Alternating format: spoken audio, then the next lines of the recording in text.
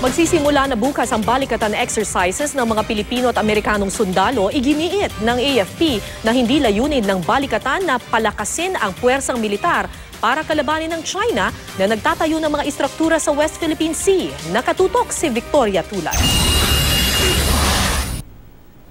Nababahala ang Armed Forces of the Philippines sa mga bagong litrato na kanilang nakuha sa West Philippine Sea.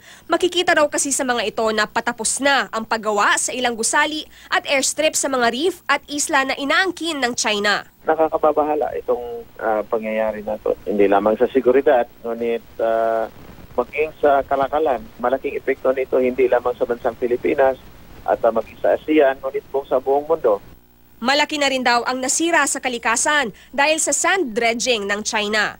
Ayon kay Kabunok, nagpahiwatig ang Amerika na magpapadala ito ng advanced maritime equipment para tulungan ang Pilipinas kaugnay ng tensyon sa West Philippine Sea.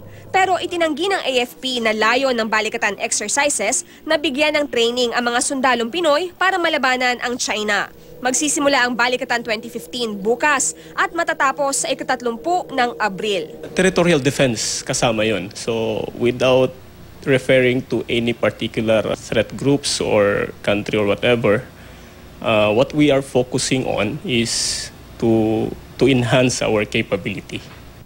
Mahigit 5,000 Pilipinong sundalo at 6,000 Amerikanong sundalo ang lalahok sa balikatan.